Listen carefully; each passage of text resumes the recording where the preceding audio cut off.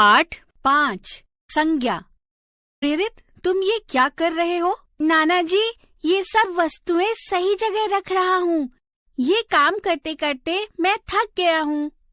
प्रेरित ने जब अपना सारा काम कर लिया, तब नाना जी ने समझाया कि मैं, तुम, जिज्ञासा सभी व्यक्ति हैं। तुम्हारे खिलौने, किताबें, कमीज, तौलिया, गेंद, बल्ला आदि सब वस्तुएं हैं। तुम अपने कमरे में काम कर रहे थे। कमरा एक स्थान है। तुम्हें काम करते हुए थकावट महसूस हुई। थकावट एक भाव है। टॉमी एक प्राणी है। यहाँ पर ये सभी व्यक्ति, वस्तु, स्थान, भाव तथा प्राणी के नाम हैं। इस तरह किसी भी व्यक्ति, वस्तु, स्थान, प्राणी या भाव के नाम को संज्ञा कहते हैं। संज्ञा के 3 भेद होते हैं। पहला, व्यक्तिवाचक संज्ञा। दूसरा, जातिवाचक संज्ञा। तीसरा, भाववाचक संज्ञा। पहला, व्यक्तिवाचक संज्ञा। जो संज्ञा शब्द किसी विशेष व्यक्ति, वस्तु, स्थान या प्राणी का बोध कराते हैं, उन्हें व्यक्तिवाचक संज्ञा कहते हैं। जैसे व्यक्तियों के नाम: रानी लक्ष्मीबाई, नीरज चोपड़ा, महात्मा गांधी आदि। शहरों के नाम: प्रयागराज, दिल्ली, मुंबई, लखनऊ आदि। महीनों के नाम: फरवरी, मई, अगस्त, दिसंबर आदि। दिनों के नाम: रविवार, मंगलवार, शुक्रवार आदि। देशों के नाम: भारत, ऑस्ट्रेलिया, न्यूजीलैंड, जापान आदि। इमारतों के नाम: पुराना किला, एफिल टावर, लाल किला आदि। नदियों के नाम: गंगा, यमुना, गोदावरी, टेम्स नदी आदि। दूसरा, जातिवाचक संज्ञा। जो संज्ञा शब्द किसी व्यक्ति, वस्तु, स्थान या प्राणी की पूरी जाति अथवा समूह का बोध कराते हैं, उन्हें जातिवाचक संज्ञा कहते हैं। जैसे व्यक्ति कोई भी हो सकता है, शिक्षक, बालक, छात्र आदि। वस्तु कोई भी हो सकती है, खिलौना, गाड़ी, कपड़े आदि। प्राणी कोई भी हो सकता है, कुत्ता, बिल्ली, शेर, मोर, तोता आदि। स्थान कोई भी हो सकता है, किला, शहर, पर्वत आदि। तीसरा, भाववाचक संज्ञा। जो संज्ञा शब्द किसी व्यक्ति, वस्तु, प्राणी या स्थान के भाव, गुण, दोष या दशा के बारे में बताते हैं, उन्हें भाववाचक संज्ञा कहते हैं।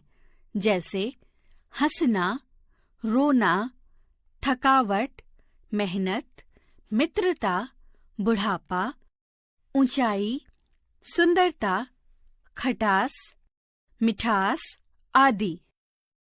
अब नाना जी ने समझाया कि कुछ विद्वान अब संज्ञा के 2 भेद और मानने लगे हैं। पहला, द्रव्यवाचक संज्ञा। दूसरा, समूहवाचक संज्ञा। पहला, द्रव्यवाचक संज्ञा। जो संज्ञा शब्द द्रव्य या धातु का बोध कराते हैं, उन्हें द्रव्यवाचक संज्ञा कहते हैं। जैसे पानी, तेल, घी, सोना, चांदी आदि। दूसरा, समूहवाचक संज्ञा। जो संज्ञा शब्द एक पूरे समूह का बोध कराते हैं, उन्हें समूहवाचक संज्ञा कहते हैं। जैसे दल, झुंड, भीड़, समूह, गुच्छा, जनता आदि।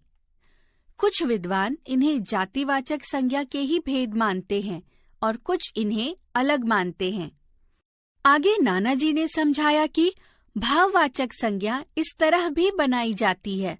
जातिवाचक संज्ञा से भाववाचक संज्ञा: बच्चा, बचपन, बूढ़ा, बुढ़ापा, बालक, बालपन, लड़का, लड़कपन मित्र, मित्रता, पशु, पशुता, राष्ट्र, राष्ट्रीयता, इंसान, इंसानियत।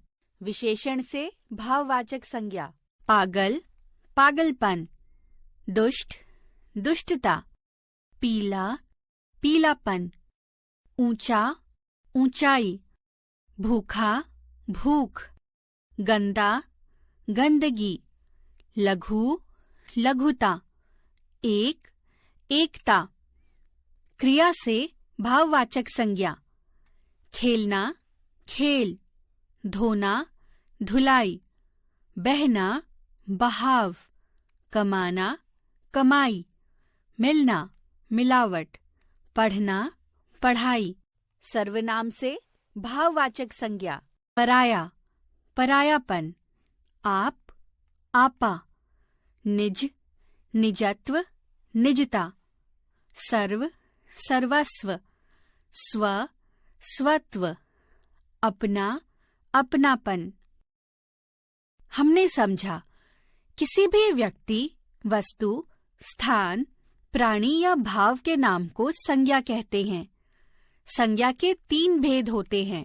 पहला, व्यक्तिवाचक संज्ञा, दूसरा, जातिवाचक संज्ञा, तीसरा, भाववाचक संज्ञा। जो संज्ञा शब्द किसी विशेष व्यक्ति, वस्तु, स्थान या प्राणी का बोध कराते हैं, उन्हें व्यक्तिवाचक संज्ञा कहते हैं। जो संज्ञा शब्द किसी व्यक्ति, वस्तु, स्थान या प्राणी की पूरी जाति का बोध कराते हैं, उन्हें जातिवाचक संज्ञा कहते हैं। जो संज्ञा शब्द किसी व्यक्ति, प्राणी या स्थान के भाव, गुण, दोष या दशा के बारे में बताते हैं, उन्हें भाववाचक संज्ञा कहते हैं। जो भी संज्ञा शब्द द्रव्य या धातु में आते हैं, उन्हें द्रव्यवाचक संज्ञा कहते हैं। जो संज्ञा शब्द एक पूरे समूह का बोध कराते हैं, उन्हें समूहवाचक संज्ञा कहते हैं। कुछ विद्वान इन्हें जातिवाचक संज्ञा के ही भेद मानते हैं और कुछ इन्हें अलग मानते हैं। जातिवाचक संज्ञा विशेषण, सर्वनाम और क्रिया से भी भाववाचक संज्ञा बनती है।